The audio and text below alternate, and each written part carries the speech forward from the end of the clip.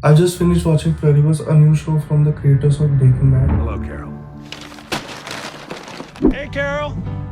The series follows Carol Turca, played by Ray Sion, a romance novelist living in Albuquerque, who's struggling with her life when an event called the Joining, a strange virus, spreads across the world that suddenly makes people unnaturally happy, and the entire world slips into a kind of collective harmony. But Carol is one of the 13 individuals worldwide who are immune to this virus. The government tells Carol and other unaffected people that scientists are working to understand what makes them different so they can help them join everyone else. As the world becomes more perfect, Carol starts wondering what is really happening while everyone insists they only want her to be happy. But the more they try to help her, the more it feels like her choices are shrinking. That feeling becomes even stronger through the people around her. One of them is Zosia, played by Carolina Vidra, is one of the people who were changed by the virus. She is assigned to watch over Carol. Early on, she seems helpful, but her presence raises a question: how much of this really a choice? Zosia becomes a reflection of what Carol might turn into if she gives it. Then there's Monosus Ovido, played by Carlos Manuel Vesca,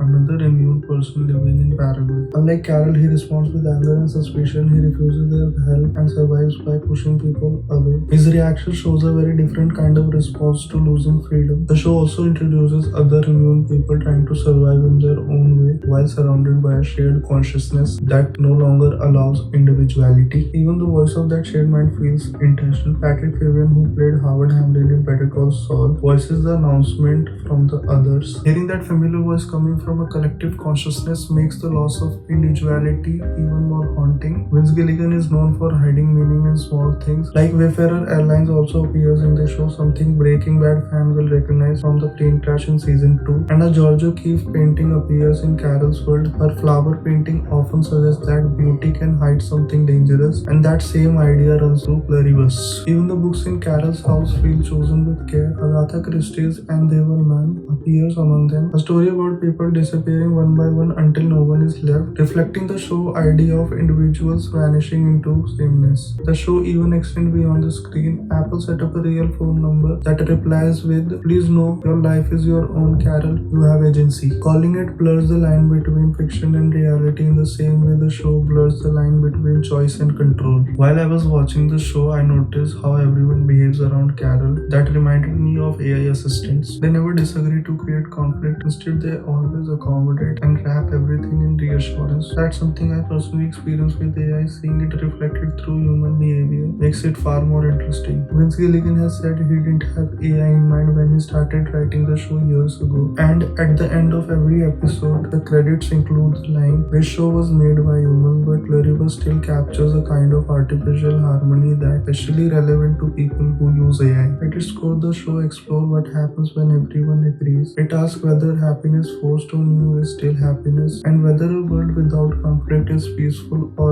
just empty. Carol represents the last person who can feel all the messy emotion that makes us human, and the show pushes her to question whether holding on to that humanity worth the isolation it brings. Vince Gilligan wrote this character specifically for Ray Sion, and her performance has already generated award buzz, including Golden Globe nomination. Ray Seahorn, Pluribus. You are traitors. You are traitors to the human race! And the critics' choice is Ray Seahorn.